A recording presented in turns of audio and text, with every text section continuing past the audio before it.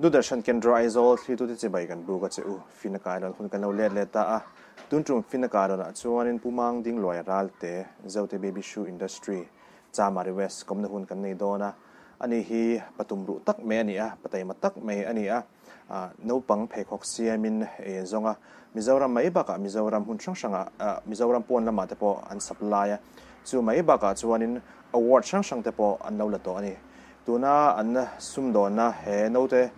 phekok siam dan po hi anu atanga an chomani a tun din hun thleng te hian in engti takin nge eng har sanange an paltlang ti te kan zot don ani ma sain puma ding chibai le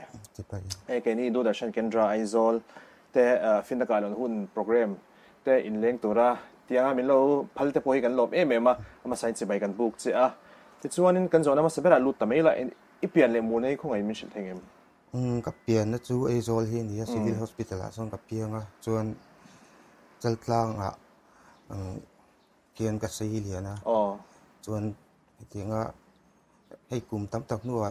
nupui kan nei nu kan nu bul hen kan om thla hen hi bul tran in tiang kan ti thau tran tan te ani taksu ani le in pheko ki siama hian thil dang tho in em a tho em kan nei lawa I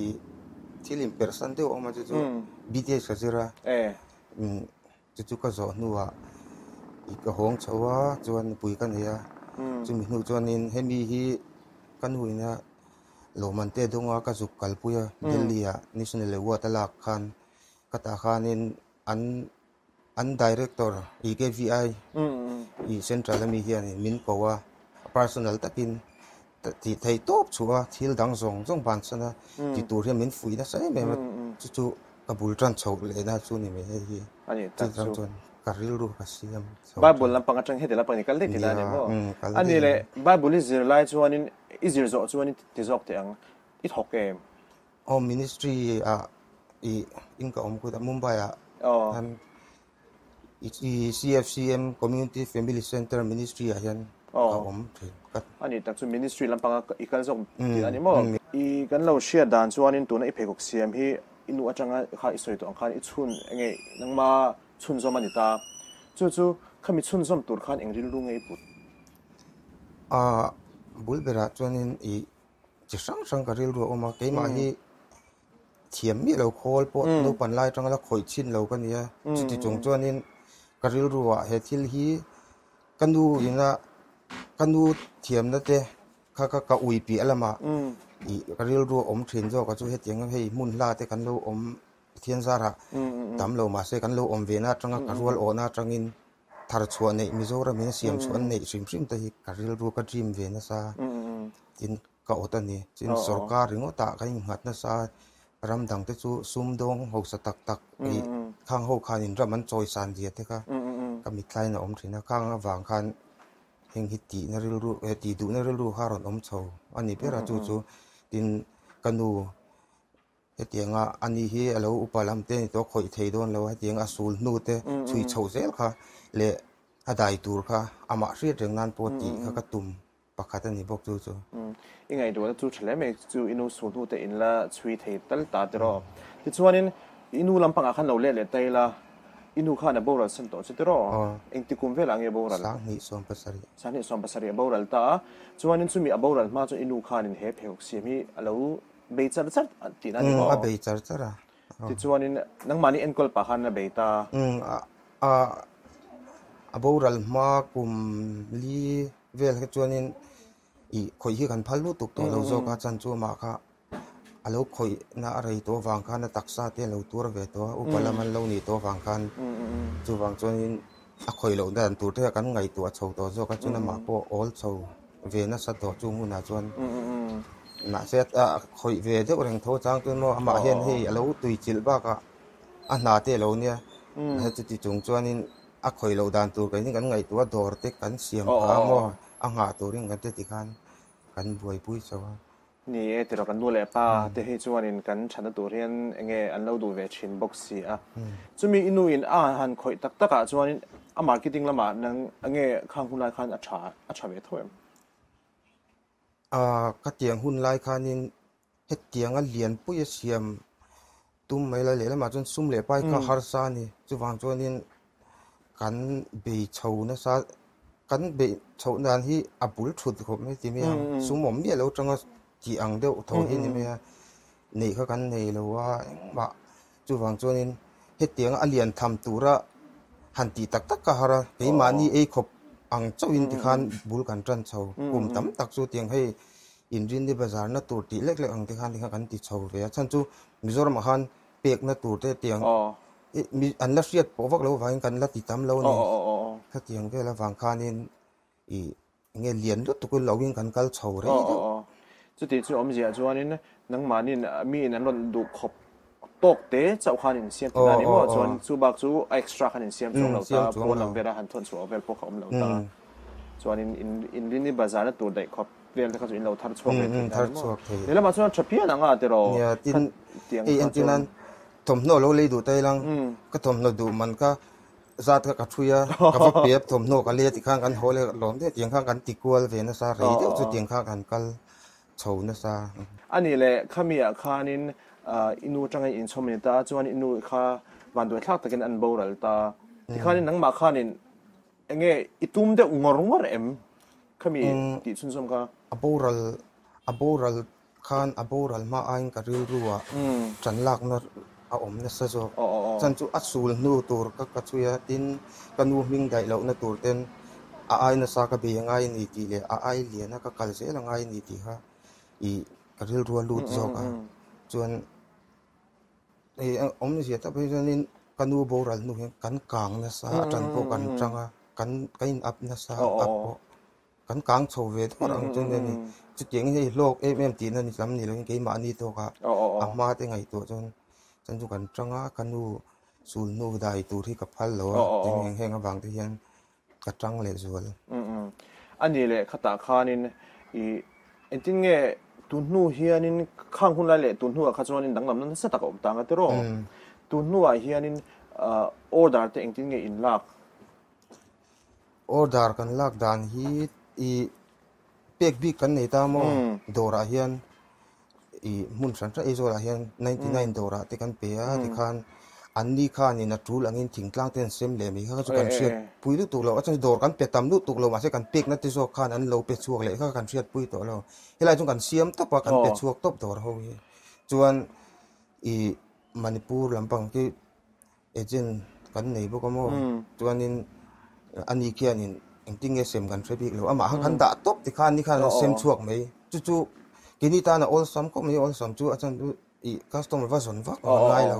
dor kan pe top khan an lo boi pui top awa ina dang chu ti chu thil dang le hemi i pheu siam ba ka hianin nang ma hianin enge puan thui lampang te thiam shim shim em eng ma thiam ka nei lo tiang lang son puan thui lampang chu thiam chuang mi lo ti na ni mo pe ko ko thui ma puin khol ka khoi ngai lo shim shim ma chu ka be po ka be na sa hemi thiam tur hian Cleaver nam ve ko me chu ti chu nang man in zir top ti na ni mo zir top chu huna chu inuna zir ti ngai che em ngai kanu hian in aphal lo zo ka mo chan chu a ho an taksa te na lo tor to na te angai to ve kanu in tiang tur hian ka phal ve lo che a thla ka an ru te hi dik to lo tiang in ni chho tur adang na nuam zo ka ta manga te mo a tiang a wang kang kanu na phal lo wang kan a riat lo hian zan mut lan te ting han a khoi ru char Cleaver ten a thil siam sa te ka thriat che ka chang chon ka som khom le tiam lo te se chu ka mo chon ti khan ka ti ve ngat ngat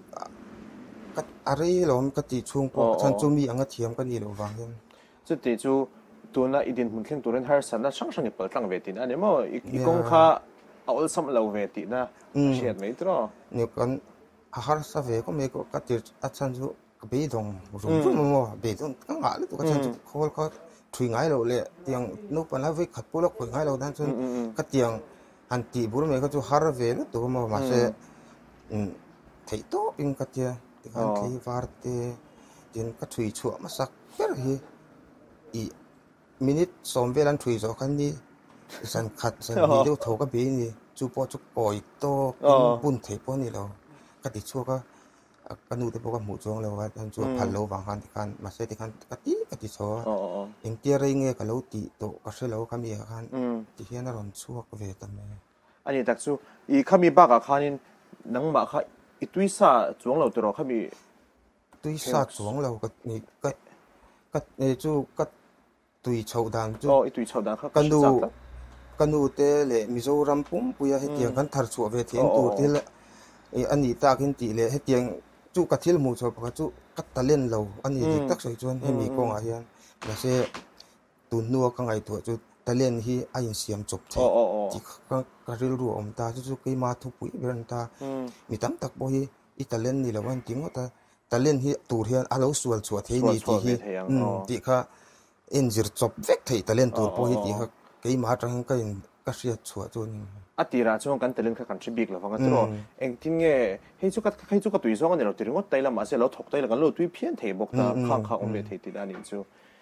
chuanin ani le tuna hianin phego khi chi engzan nin chim chi zong chuanin mi cheli mi pa ni mo ma se mi pa a po hianin hi rong sang tele a thui dan in ang lo hi atam soi dong chuanin teng ha wang chi te hi ti mo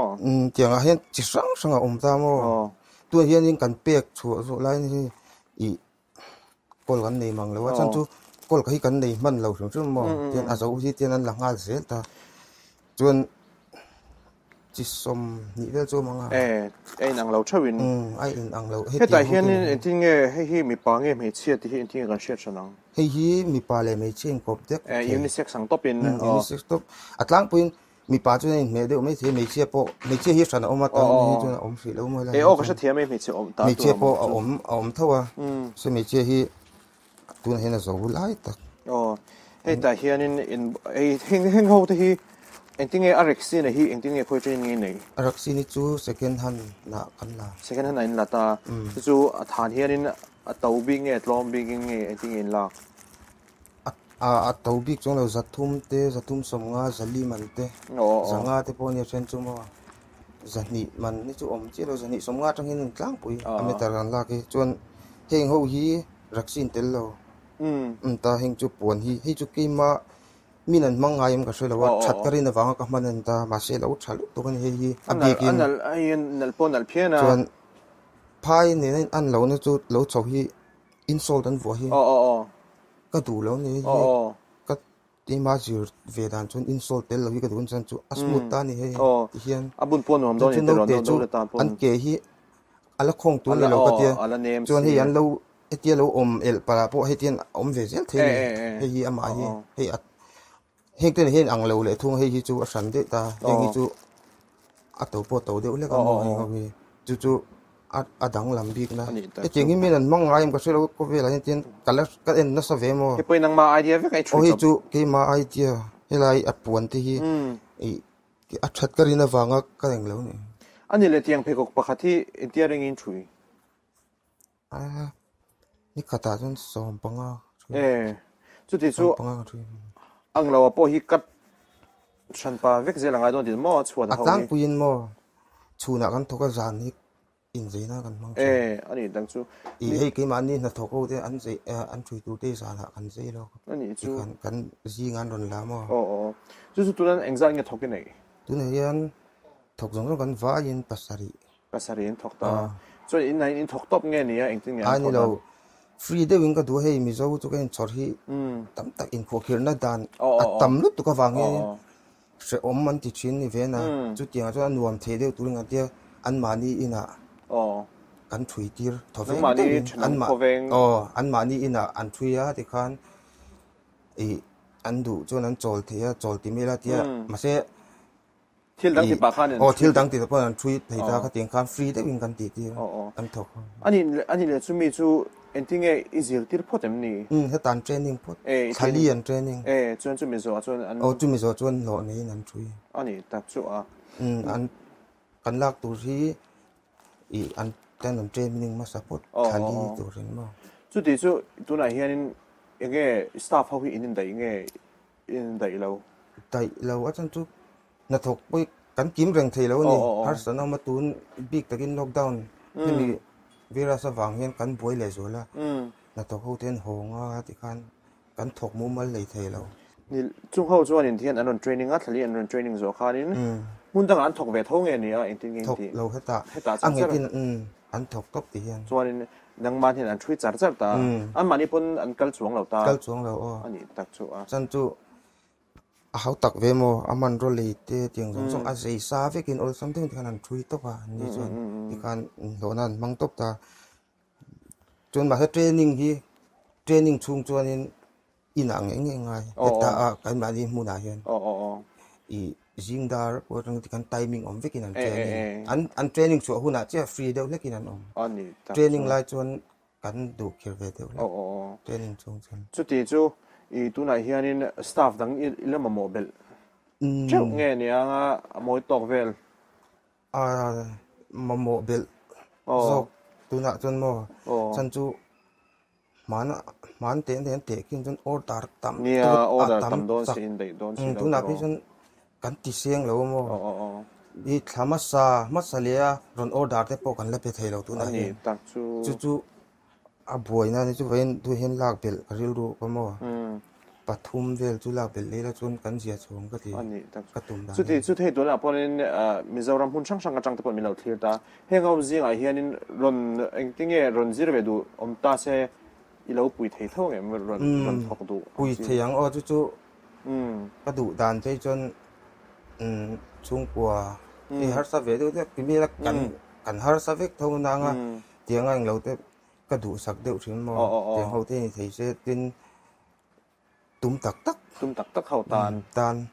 thil ti tak lo tan chuan in ataf lu tok sei to pang hi chu ai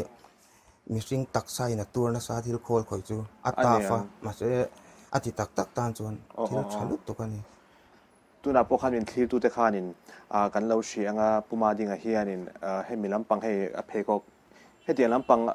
zirdu amo thokdu kan om chuan fo atmoi phone number kan tar nang khanin kan be mei don ne chuanin kan zona dang alu le taila hei tuna hen kam huta zote baby shoe industry ti ta hianin funded by Entrepreneurship Development Scheme EDS Government of Mizoram ai ta chuanin chu ba ka Mizoram University Incubation Center hianin hei anon tar lang bokta hei min han soi fia sak deuh thengem hei hi Entrepreneurship Development Scheme EDS Government Mizoram ti hi kan da na chan chu ai ani khan competition Mizoram puyang lo khan I rabi ningin an bot saya chu ta chuanin kan vat ti ve mo kan vat tel ve ti chuan a lo man dong tu ji la kan tel ta chuanin I hemi EDS atang hian incubation tian min ron som lo ti ve ron ti ve lan ti chuan ka zuk boy puyan ni hi an fel khop me university min boy pui na sa mani lo ka te pon ni hian an ni zara hian thon leo le kalkat te kan zuk kala ti khan I ke ma ni man ro tu ang chi te I min free engkim min tum sak vekin I Mizoram University Incubation Center ko ani min boy pui ve ka kan man ro du te a om em ti te kan zuk en ti thai ko ta chung song ke min tum sak ve ani le award ta khan lu taila award hi engengin lak to inu chang to khanin kanu hian national lewa ta la ba ki chun an noi ne chu soi tu tam me atam in la ve nual to atam me mo kanu lak hi I a certificate don chu cha ul thei ko pong ni ve tam to chung kai ma ta ki chuanin I hei tuna rabi a hian kala chuanin yetra I competition a khan hero of the state Mizoram no han kala chu ti chu hero of the state ni party na ni mo ka kala ti chuanin hei zote baby shoe industry ti hi ne ya tu ming cho in nge hin phu hi national level lockdown kan ming mumal tak ne yang aya khata khanin kanu hi zote nia chung kanu ming nam mingin hian kan kaltir ta ni ani tak chu along om hle mai mi pon min zot na sa thina chan chu kei ral te kan ni chu wang zen engi om zian ti thina chu om zia kanu nam ming hian kan ta khami a khanin rabi a khanin engting in vatel dan rabi hi a rei khop ne kan ti chung ve tam ta interview kan pal tlang interview ve no tin ani mo CS ma te chu mai ba ka chuan ya tra khai ron soi ri ta na china ila award ka engting ya tra khai tel thei dan ya tra khan inglo hi ei tu na rabi ho group hi omani heta tang hian heng mi an buat sai do na rabi tel ho hi chu tel ve vek turing kan so ma chu non ti chu ta tang chong kai kan tel chun ta chun a criteria ve engting interview pal tlang le thoem interview kan pal tlang I Mizoram mi te le Delhi atang rong kal te hotel min en dik ani tak chu chu ta chung amal te te in di khan min ke min interview ve ani le phailam atang hian som na te nei in di zong en ai mi marketing ma ron o om collaborate ve pui tur anon om ve online shopping ho hian min ron ve ve nual chu ti chon offer ve no cheu ni ani mo cho acting in chan tu na ri chun hei kan hei cái mà anh kan na zo lo kai ko hi kan la pe zo lo wang hian i internet po chua turin kan la ti thei lo ti sang ta so internet ta chuan post ho la chuan in so na ro pui ta kom don ani hitiro mi ron zot tu nom ve no me internet ta po chua turin ma chuan in ani le sarkar chang te hian chan tuina te shan pa indong em PMEGP kha kan la to ka ani te me chu chu in lok pui em lok pui le to chung ho chang te chuan tiang ho te in din the ta ti ro tiang hi ka tu kan bul tran chho na tak tak chu ne mo chuan in i lo PMGP nuaya kan Central Bank of India here in finance ta ni ma zong chu ani po hi an fel khop ni kan chunga ani le tiang chung sanga hian in loan offer ten dong sa em min ang lo ve chu nom nual me i ma se chu ten loan hi ai a pui thak ri ka tia lian tak kan la ti thelo hei mun te po hi duang kan la nei lo mo heng te nei so thelo chu apoi ka tilo ma ha tiang ala ni lo wang hian i kan na be i tak chu kan lo peng che ti te chun om ve lon mun rem chang deuh chu om se tiro khol tam deuh le mun rem chang deuh le staff tam deuh chu om se Mizoram mei pe la ma India ram pon lampang te po tiro kan India ram pon lampang te po mi ka sei zau long lo lon chung chang a hian a tir khanin kan ti tran tir don hian lon kan ka ti la mo ka sot ve ni peng ve la ka mu lo pui thaka tu ma vin pe lo a chan chu inge ka ti po kan se lo wa hei bul tran vak po ka la ni lo chu hei bul tran chho tran tu khang ka ni ta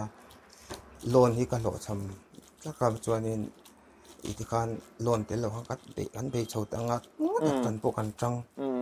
i zan le chun hi om lo ni ti kha kan chang chho ma he kum tam fe ra nu chon ti kan an ma ni jo ke min ron zot ti chu in ti lai chuan in flavor sak ke var te po tam ani tak chu ani le a marketing la ma hian in khoi hun a tengen china khan i soi zuai to ta manipur te ti ta chu mai ba ka chuan in le kha thai nge ko ko do ri ti mi kha ka chang te pon shal chok la chu lo chu mun dang lam pakhi pek te in tum dau na em kan tum thaw mo ma se tun nai pe chuan in pek chuan him ka tum dewa ma se lockdown wa he ka bol chho shi ni tu ti chu ma se ti hun chu lo om tur angai la ma na chuan in ma na ti la kanu dam lai chuan in lung lei so kan pe chi na ma se i zol lama kan pek dai thei ta ka lo wang kan teo pa mo tu na hian in na tho pe kan la bel chuan pek le ka tum hi tiang a zau zo kin Mizoram chung po hi ani tak chu tin Manipur offer hit sang lu tu atam lu tu kan tu ndu nem lu tu Manipur hi ani pe chuan in Manipur an on order dan pe chuan tu na hian i thui zong zong khan ni me ti chu tingin abit tu kan soi to lo an ti mo chu zong zong khan ron thon zel ru ti to pin min ti heng au hi Mizo pon hi ka ti na chan pakhat chu ka ril ru tak chuan in i packaging hi en lo mani hang ka Delhi a khan cha mo a pek na bom hian ron thon chu ma se an ron thon sual de wa te nom tu ka ti that le nga ya hi man le che loi na oma tiang kan ti tha si mo bom vek in in kung ta chu wana te charau pui se hei a shuye te hitro ya hi howi Mizoram a hian in engtin nge in shal kham sumi thai lo a hian nang mani na hen la de nom bem ve en tam nei I in khar chong no mem min zot na sal tuk ma se dorian an du nem china wang kan pe le the lo mi mala hi ka lo zuar teng a te veng sang sang ka lo kal kol pu yang ti te an tam tiang ho hi mo an om ni wal me ma se hei ang lan du nem ma wang hian enge mi dor ho wa hen kan pek na kan thuang kan da top ngai china wang khan a om vak lo amala salpe chu chang chon au yom lek lek au yom ti la kan ti thei lo lek lek a chan chu het lam o dar om renga kha ai no tot na sa thi na mo chuan hi a season om ve le lam chuan hi January school lu ate hianin จลเวดิวเรื่องไงจลตีแล้วกันช่วยจังโทมาเซอีมังเอ็มเนี่ยกันเราเวียนจริงกันซีซันเนี่ยจวนนี้February March ลาจังเฮียนอันนั้นสัตว์ฟ้าบริการก็จะเงี้ยสุดๆขันเดียงสบีกเราไว้ติดกลุ่มจิ้นอันนี้ตักชัวร์พ่อมักเวทีรออันนี้เลยตัวน่ะอินเห็นอินทรีน่ะเห็นอินดูปุยฟันดาวเท่าเห็นปุยเวียนซาเจมอินช่วงกว่าเห็นอินตักนี่อินจันรัวดันโอ้อาบุลจังอินช่วงกว่ากันจังตกอ่ะตัวมาเฮอาหาบีกพวกน้องเรากันฟ้าอินที่โต๊ะกันไปจู่กันติดชีน่ะอีกับหมู่พักสินะส่วนอันนี้อย่างจุดที่น้องต้องจู่กันที่ฉันจู่ยิงอ่ะทอจังอ่ะอามุดแข็งที่โตหลอมเราเตียงครบส่วนจังอันนี้จังขาดเองที่ว่ามินสปอร์ตกับทิลตีน่ะดินเอาออลเทน่ะส่งมินออลตรงบอกว่าอีอาบีก็เป็นอันนี้ไปที่จู่ตาหน่ะลูกอีประเทศมินเปกเลยเวลนี้ให้มีให้ก็ช่วยนะสับเบอร์โพลอันนี้แรงจู่กันเองเราเองฟันเอาเตฟันเขาฟังเขาเย็นนี่อัปเปกินเตมินปุยเวนะซะให้ติดตัวให้น้องเวรงอ่ะอัปเปกินอีให้เองอัปเปกิอังไงเรื่องอันนี้เวนะให้เตียงช่วยซอเปกให้เตียงที่เราตีนะอันนี้เราตีเวนะซะมินปุยนะซะตกอันนี้กันจะฟ้ายิงกันน้องออลเราอินซุ่มก็อินทรันรัวนะซาระตุนดิมันแข็งติดนั่นนี่มั้งอันเราเล่ไหมอันนี้แต่อังไงน้องเล่ไหมให้ดวงอินหุ่นพวกกันนี่ตั้มเทลว่าได้อินโซเจ้าพวกข้าจากออกมาอามาเราจูกันหุ่นเตะกันเลยด้วยตัวบ็อกซี่อินฮาร์สันนัดอินรอนเปิดตั้งสองแต่พวกข้าสตอรี่แต่พวกอังไงน้องก็เตียกันจูเฮตจังอันนี้เป็นจังอินรอนเปิดตั้งดันสองแต่พวกข้าจูวังจวนนินตัวน่ะกันฉลาดตั้มตั้งเวลาเอ็นตัวตาน่ะอิทุจ่าดูเตะอินเอกอะไรเงี้ยสวยดูทุจ่าหนุ่งอังแต่ไม่เองตรอกันโปรแกรมมาตานเห็นเงี้ยสวยดูในที่ข้านสวยแล้วตรอหันฟุยตัวบิ๊กกันนี่ช่วงแล้วก็ยังว่าเองมากกันนี่บิ๊กแล้วมาเสียจุดที่รัวจนนี้ก็ฟีเวเดียวเล็กจูอีนากันถกตาที่แค่มิโซเตยังอย่างงี้โมมิโซตานะมิโซตาดีฟลอปเวทมิโซรามีนะอัดชัดปุยโชเตตัวที่กันเมลชาวง่ายก็ที่จู่ตัวนานี่เราวินนักกีฬาแล้วปุยหมดด้วยกันรามาจังกังโซงว่าอินโตเดลเตเราง่ายโดนตาขัดเตียงสองอาคารตัวนั้นจังกับจันกันลากตัวเราจนเตียงสกัดอะไรหาเตเลเตียงซูมออนไลน์ช็อปเนี่ยออนไลน์ที่ลันที่มีเหตุอย่างริงว่าตะกันจนอีนักกินกันมาหุ่นตัวจุดทิ้งเขาปังตัวนั้นจังเช็ดเตมาเช็ดเตมเตมาให้เสียมชัวเทียมิโซวินะสลัดชัวเทียตัวเราบวชใส่ฮีง่ายก็ทีจุดๆกันริลรุเลียนเล็กตกตัวนั้นเฮียตัวนักไงทักตากระจังคานผู้มาดีกันเฮนะจังคานทิลตั้มตะกันซิระฉลายตั้มตักเจ้านั้นสัตว์กับเป็กงี้พวกกับเบสเซียตุ่มรู้นั่นแต่ข้าเราปุยก็ดีมินคิวตัวเด็ดปนโลกงี้เหมือนตะเลยโลกในอินสันงี้กันเบสเซียบอกกันนี่แต่ส่วนนี้ขัดที่ส่งขัดตุนจุมาแค่นี้ดีๆแค่ฟินตะการโดนินคุณกรณพันธ์เทแต่ส่วนนี้หุ่นลุตังมินเป็กวายกันโลมาอีกกันเลยเสียตัวละโปดูสังแบบกันทานนะเซ่พวกกันล้อมตกดึงแล้วเต้กันโลไหม